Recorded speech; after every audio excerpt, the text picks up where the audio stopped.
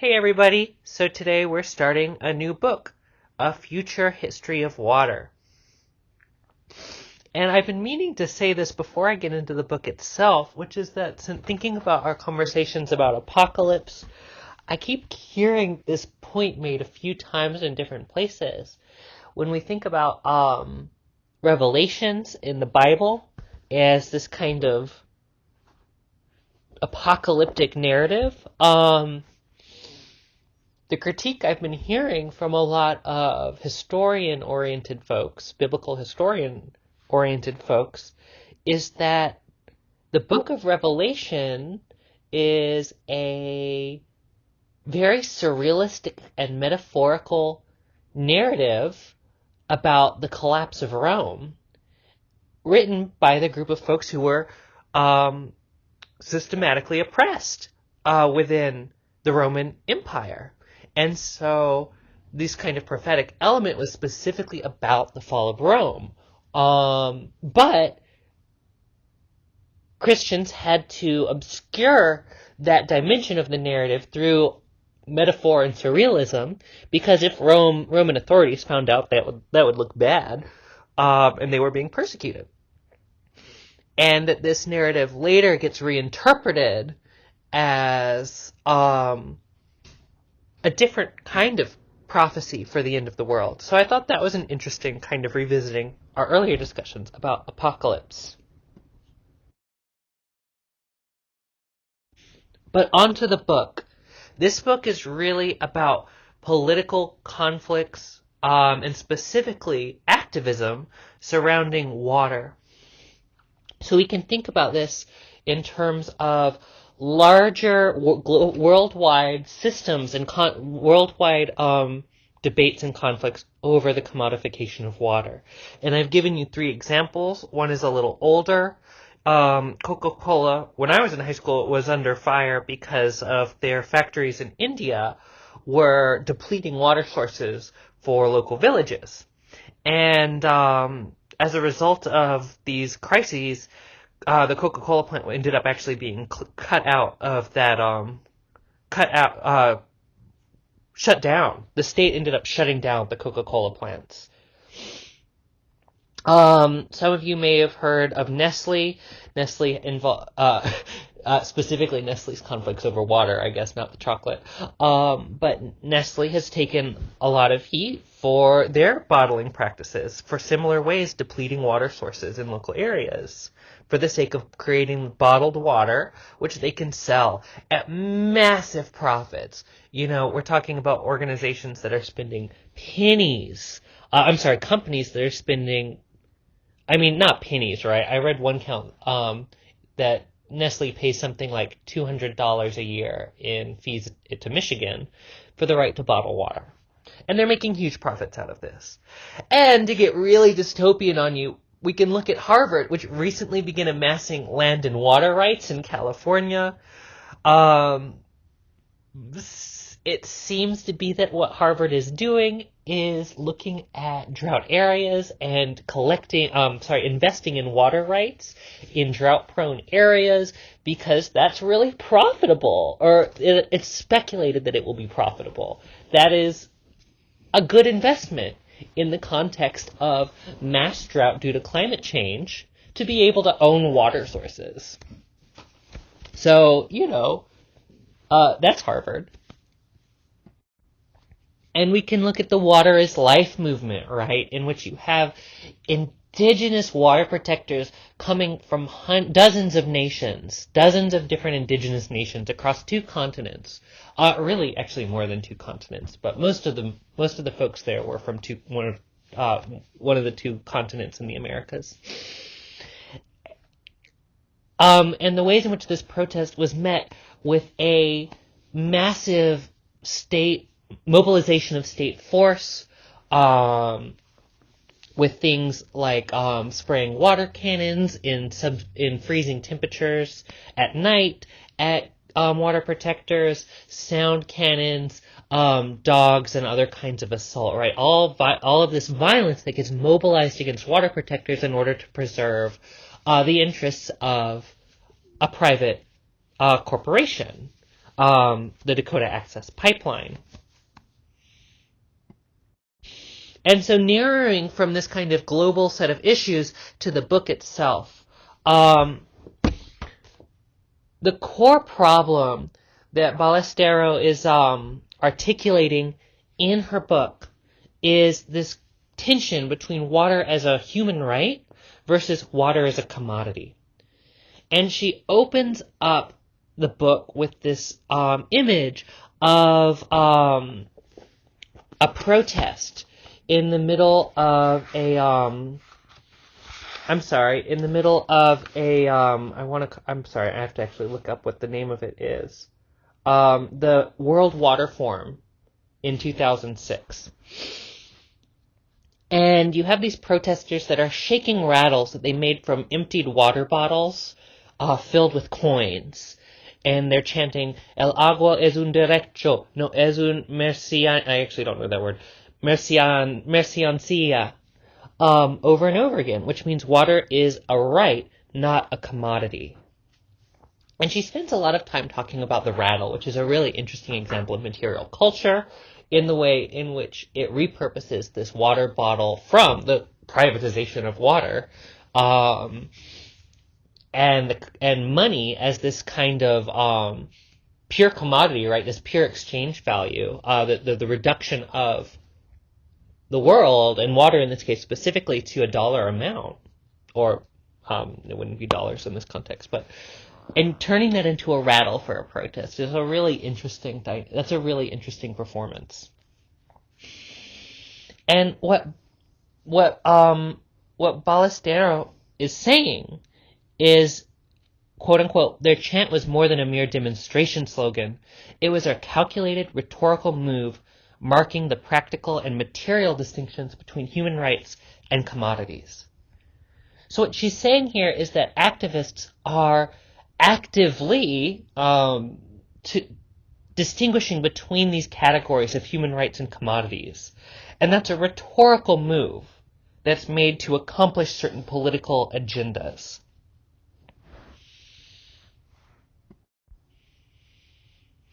So one of the issues here, right, is that both of these frames, both human rights and commodities, are social constructs.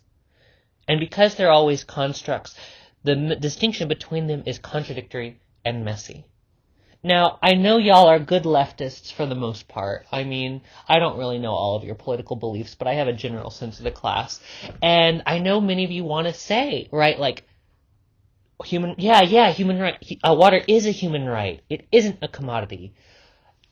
And that's fine. You know, I'm not that concerned with your personal politics. But for the sake of understanding this book, right, you need to actually step away from that framework and try not to fall into it too easily. Because what Ballestero is saying is that water as a human right is also a constructed frame. It's also a rhetorical move. We can't take it as granted and self-evident. And in fact, the water activists that she works with also don't take that as self-evident. But we'll get into that a little further. And so what she says in the book, right, is that both commodities and human rights are generative ethnographic objects. They are classifications already shaping the world. What she means, right, is both this construct of both commodities and human rights, and in fact the tension between these two concepts is a useful entry point for understanding the social construction of our worlds today and the political constructions of our world.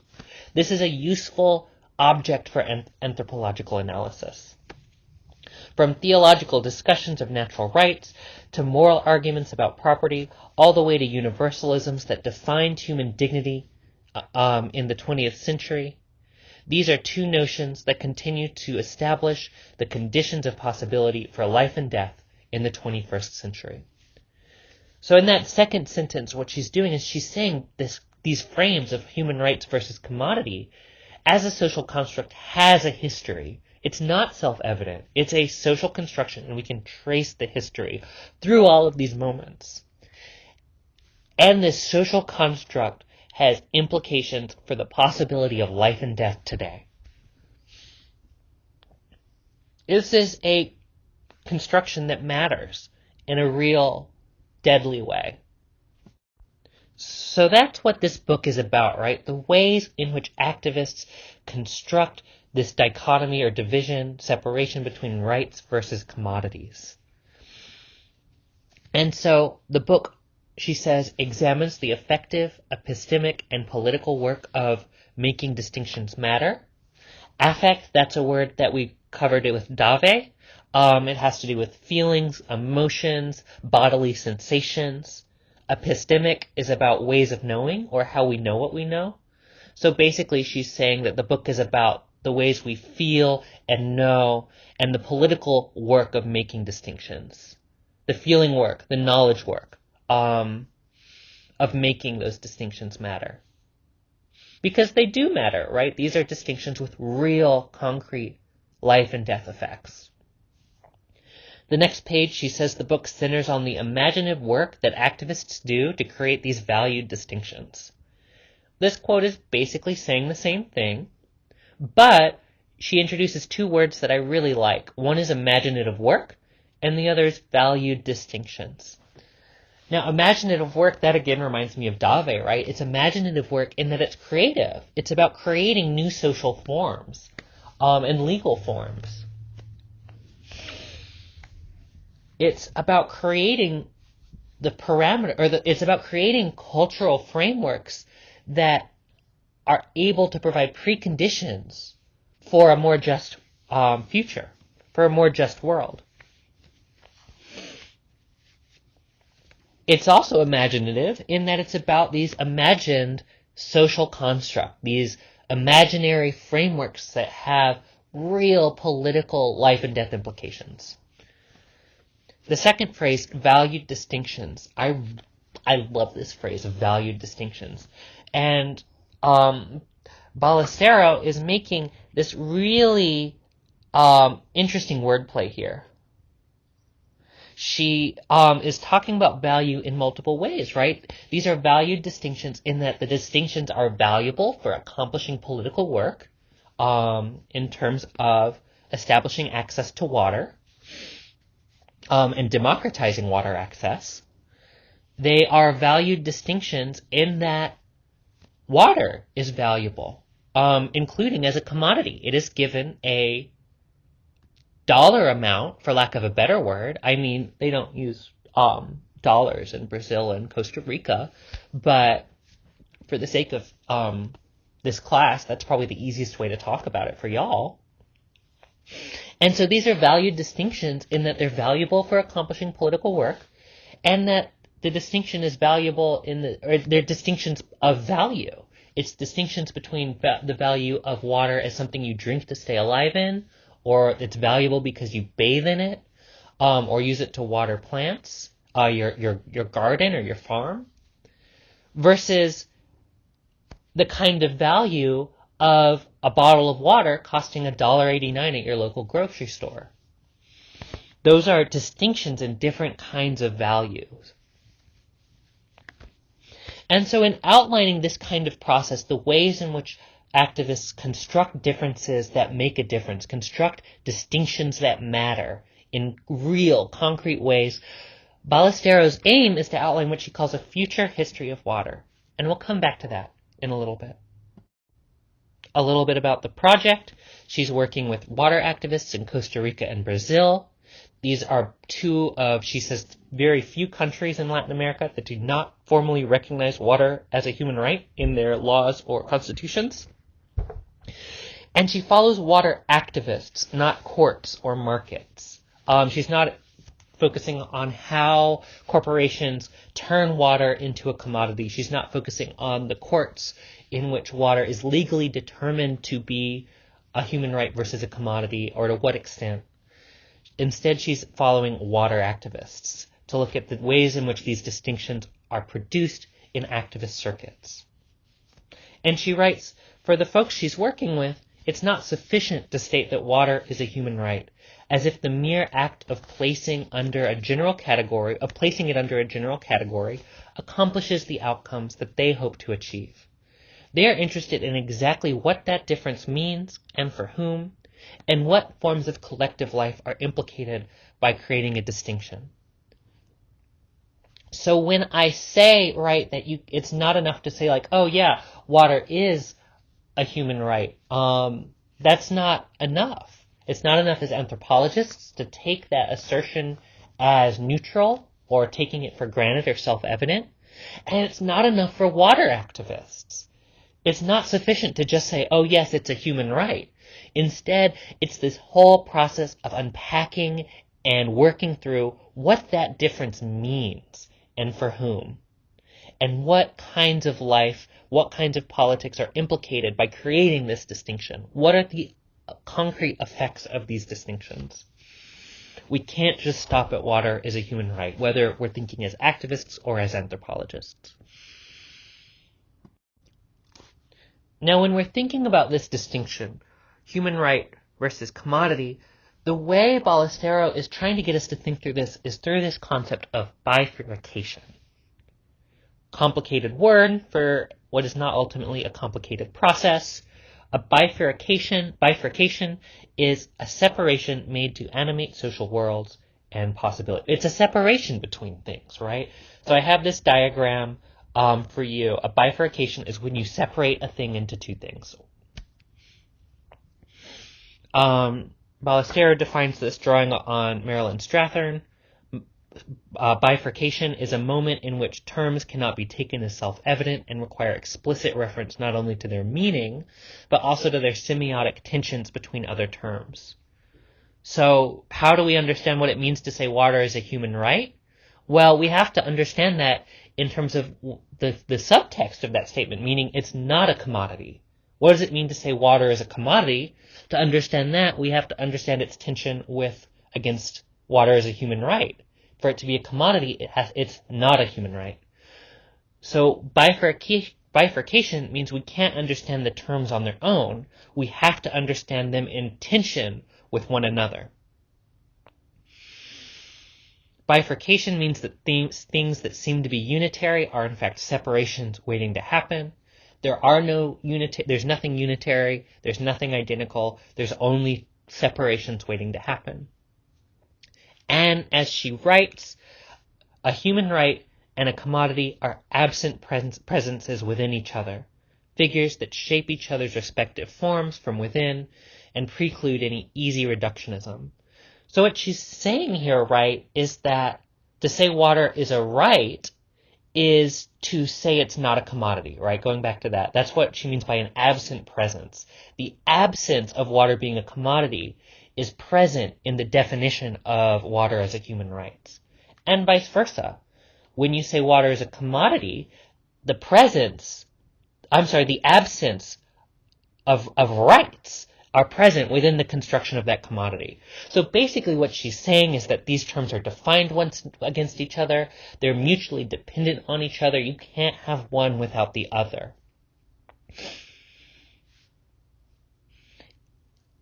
So we can think about the implications of this, for example. And so what she's saying, right, is that it's not a simple dichotomy between these things. The relationship between them is much more complicated.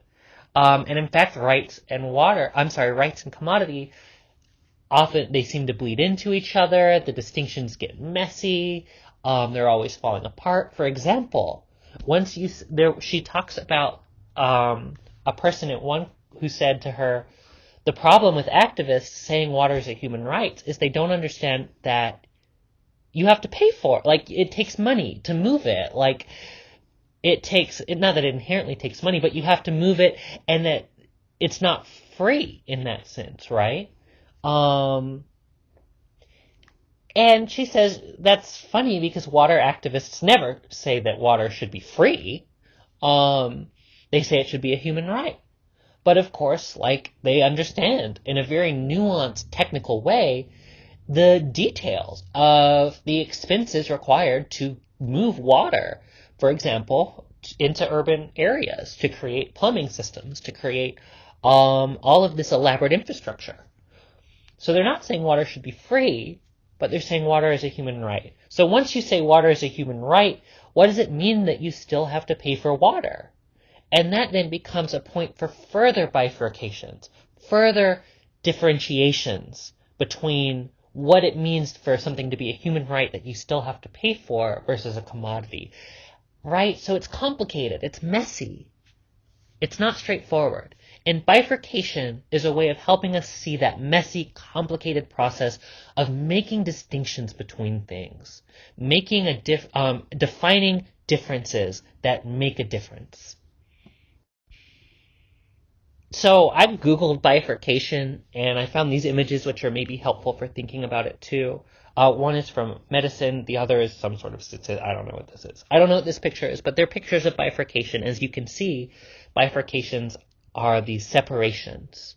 And in the one diagram, it's the separations then further separate, and they further separate. And by the time you get to the end, you just have this totally messy, wonky blur.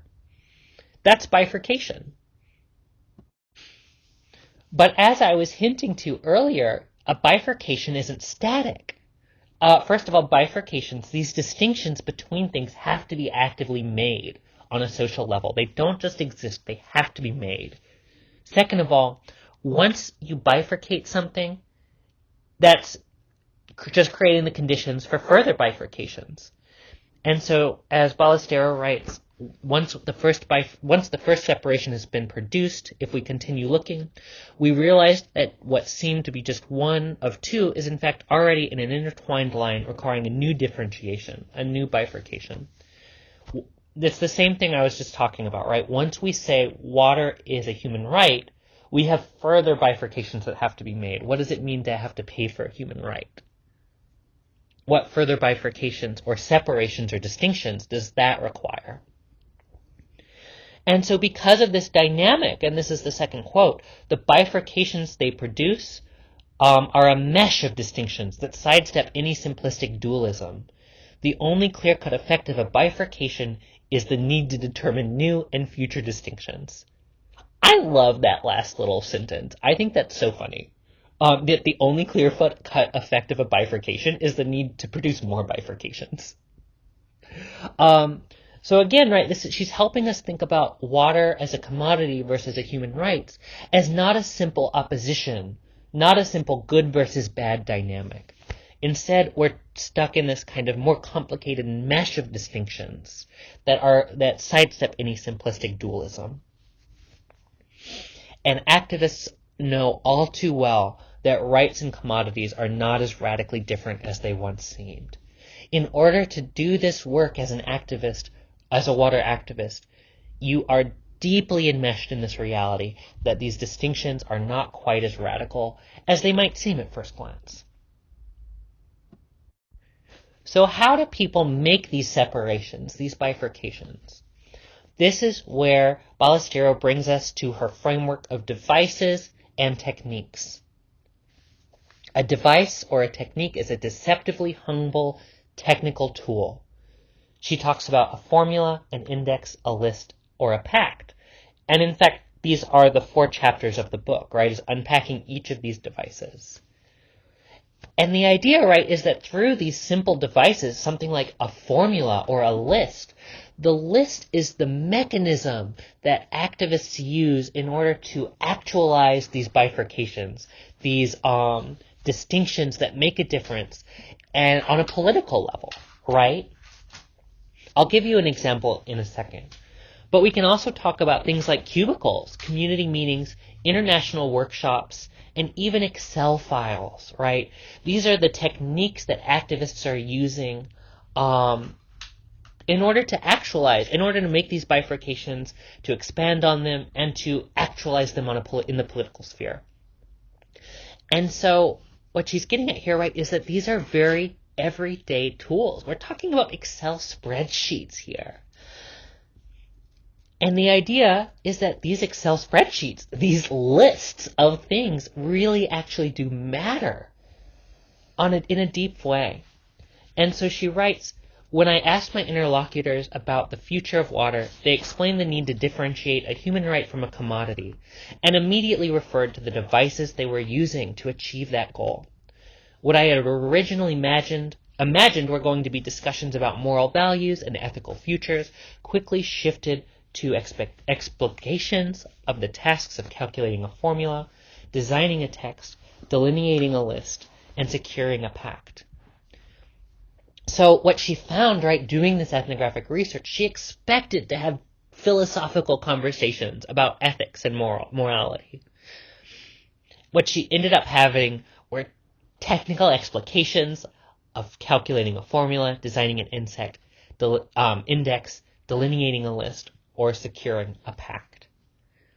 This is surprising to her, right? And that moment of surprise is useful as an anthropologist because it says we expected things to be a different way, and turns out reality is more complicated. And that's always a good entry point for any anthropological research. That moment when you're like, oh, fuck, I was wrong. And what we see, right, is that these really these technical tools, right, are actually extremely valuable to water activists. It's what they're talking about and thinking about in a deep way. These are the things that matter to them. And I'll get to that in the next slide. So she gives the example of a working list of water to be considered public goods in Costa Rica. Right? We can be literally thinking about a Word document that lists the kind of water that should be considered public good, that an activist organization might use in order to articulate their vision for political organizing, right? For seeking to get a kind of law passed that might protect water sources as a human right, as a public good. And so as Ballesteros writes, this device, the working list, has a dual power. On the one hand, it reveals what seems implicitly reasonable, the types of water that should be considered a public good to guarantee universal access. On the other hand, the items of the list open up an opportunity to propose a different type of arrangement, to come up with the unconventional answer to the simple question of why things are the way they are. So, should rivers be considered a public good? Should lakes? Should rainwater? What, on the one hand, seems self-evident as what should be considered a public good, what should have protected universal access, but then also how do we open up spaces for having these conversations, these debates, for imagining unconventional answers to this question of why things are the way they are. And right, that's literally what we're talking about. We're talking about a list that would say things like this river, this lake, rainwater, etc., etc. And so these kinds of lists are on the one hand taken seriously by many activists. They're also used by others as an excuse to ridicule the idea of a human right to water. But ultimately, the list and the procedure that made it possible, the procedure of making that list, have functioned as a wedge, carving out a space for discussions. There's a lot of intersections with Dave here.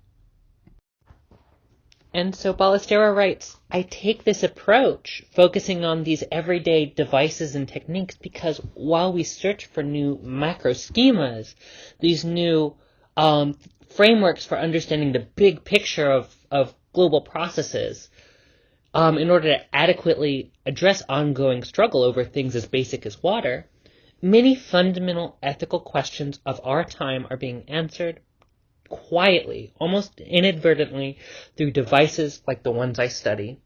I believe that better understanding their intricate details allows us to imagine new forms of techno-political mobilization. These devices can open space for new future histories. So she's saying these kinds of everyday devices that seem kind of bland and boring at first glance are actually exceedingly important for understanding political mobilization in today's world. So I think of that as a kind of core argument, right? The relationship between, she's talking about how do we understand this political distinction, this making of difference between commodities and human rights. We understand it through these frameworks of bifurcation and through this analysis of microcosmic, small-scale devices and techniques. The next part is her concept of future histories, but before getting to that, I want to take a little detour through her concepts of wonder and anthropology of the familiar. So she talks about wonder as a kind of anthropological approach, thinking about those moments that inspire her with wonder as good to think about, good to think through. But for her, wonder isn't always positive, right? We can think of wonder as being in awe of something or impressed with something, but we can also think about it as wondering, to wonder. Something that makes you wonder about how this is. It can be something like curiosity and puzzlement, and those things can even bleed into dismay. So why is wonder important? She says wonder opens up the familiarity of what seems straightforward. Again, thinking about these things that seem straightforward, like Excel documents, or a list of things, a formula, opening up that familiar thing that seems straightforward into something more. She says wonder takes over when knowledge and understanding cannot master what they should. When we wonder, it's because we don't have mastery over it. We don't have knowledge or understanding on that mastery level, so we wonder about it. And it's a useful thing, right? Again, it's getting at the kinds of things that Singh was talking about and Dave was talking about in terms of potentiality. And when denuded of its positive valence, the idea that wonder is an inherently positive thing, wonder becomes much more textured and less idealized. It entails openness and the potential expansion of possibilities. That said, it's dirty. It's messy. So wonder isn't inherently good or bad. It's a reaction. It can be awe. It can be wondering about something. It can be unpleasant. It can be unpleasurable. But it does entail openness and the potential expansion of possibilities. The anthropology of the familiar, right? Often old school anthropology was about what was unfamiliar to largely white landed men in the centers of empires. People that they considered different. What Ballestero is doing is quite different. She's looking at the things that are familiar, the list, the formula. But she's approaching it with what she describes as hesitation. She writes, I came to the project having heard about these devices as world-closing artifacts. The idea being, right, that lists of things, these bureaucratic Excel spreadsheets, for example, these bureaucratic technical tools end up foreclosing possibility, foreclosing that radical potentiality that, for example, Dave wanted to get at.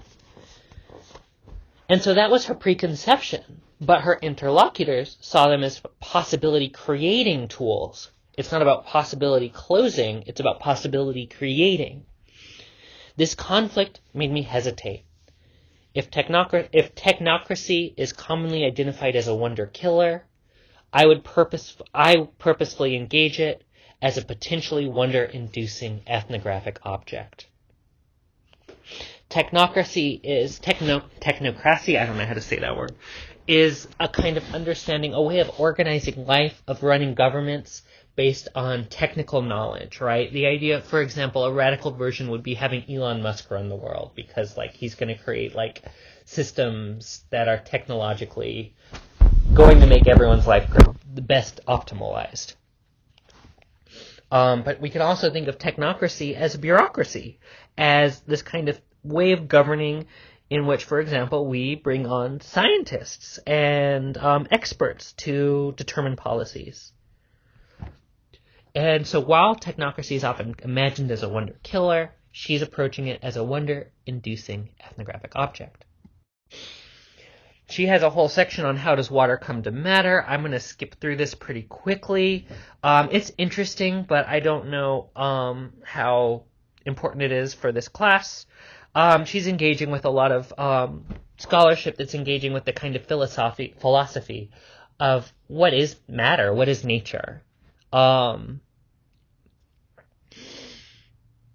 But what she's interested about water is that it's very hard to fix it on a material or symbolic level.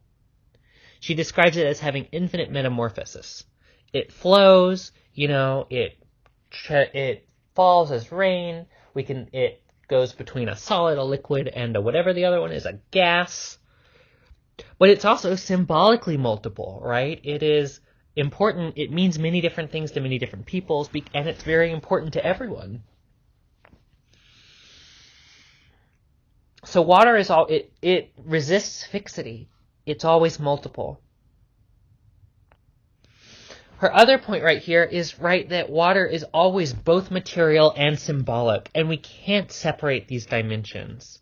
She says humans, whether human or watery, let me restart that. She says bodies, whether humans or watery, are not pre-existing entities, nor are they purely ideological.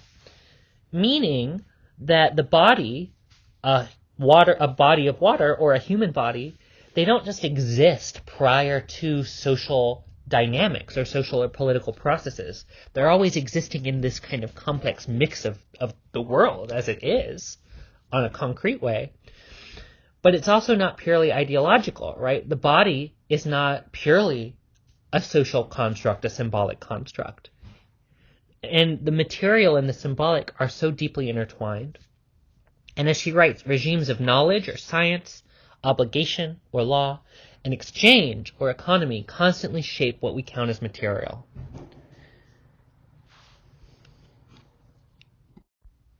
Apprehending water materially cannot be limited to supposedly stable form of H2O, from which we can infer cultural or political consequences of its presence or absence.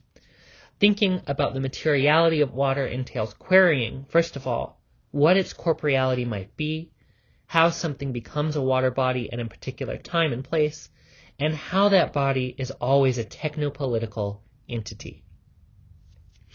So basically what she's saying, right, is she's explaining this point that water is always both material and symbolic, and we cannot separate that bifurcation in any meaningful way.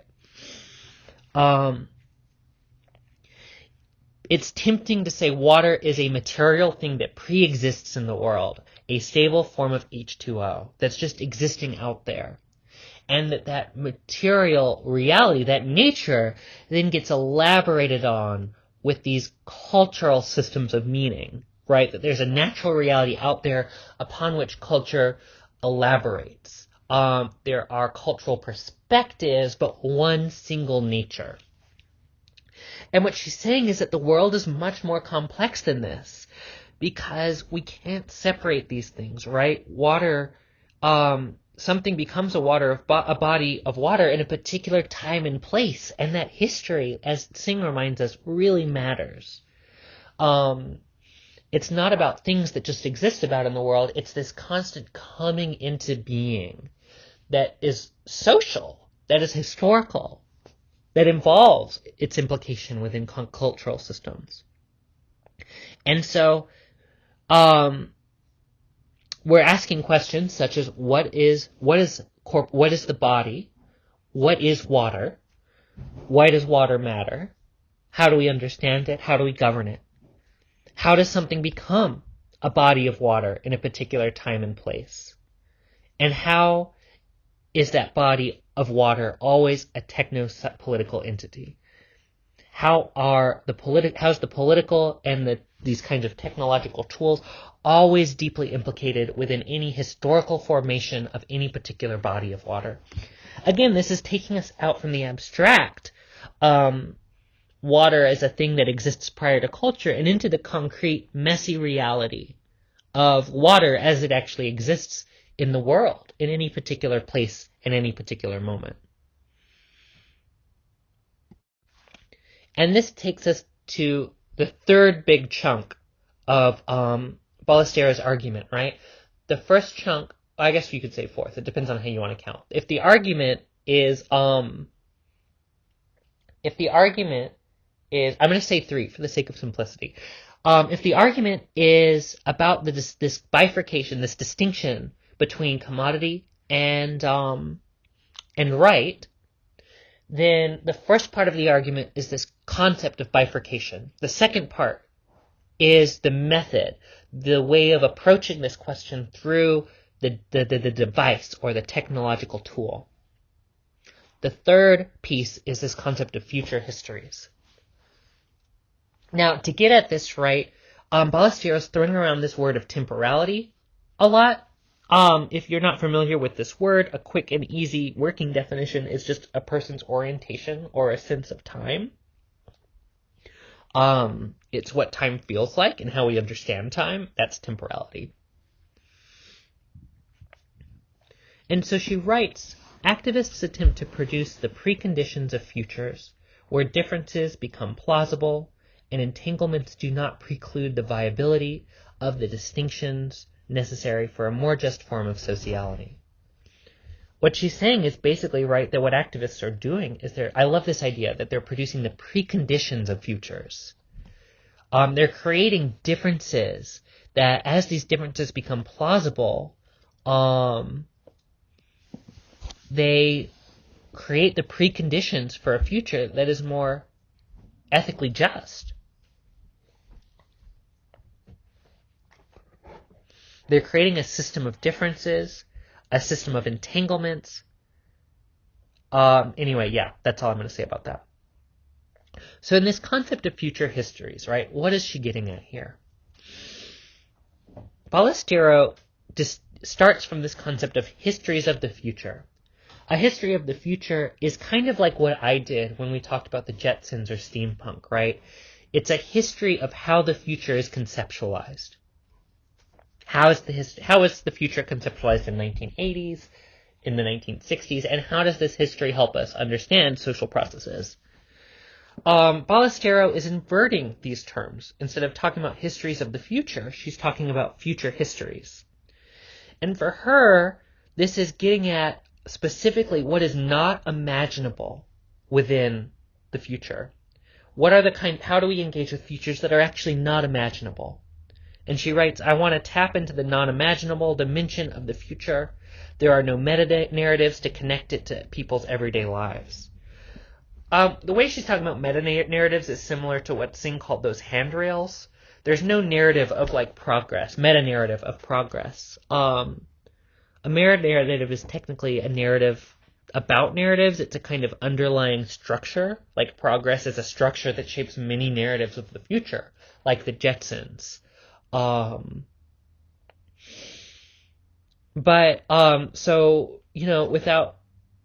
no meta-narratives. So how do we imagine a future without meta-narratives?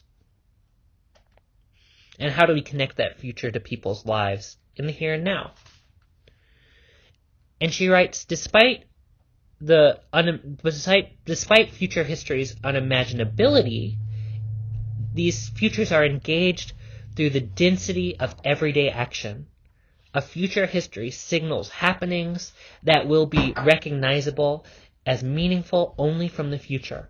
Only by looking back will what counts as the history of an event be recognizable. So a future history is a future that we can't imagine. It's a future that we're working towards through these devices, even though we can't imagine it. And it's only from that position in the future that we can look back and say, okay, here's how we can understand the history that got us here.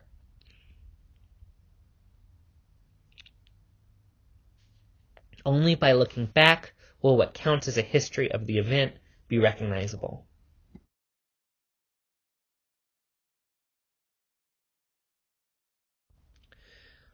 So that's the big argument, but I also want to pull out this quote because since we talk about apocalypse all the time, Ballesteros threw out the word apocalypse. I'm like, all right, I better highlight that. So she writes, within this frame, the frame of her book, we can move from a search for narratives of beginnings and ends in the form of images of rebirth or apocalypse to focus on a duration and of the political possibilities of the in-between.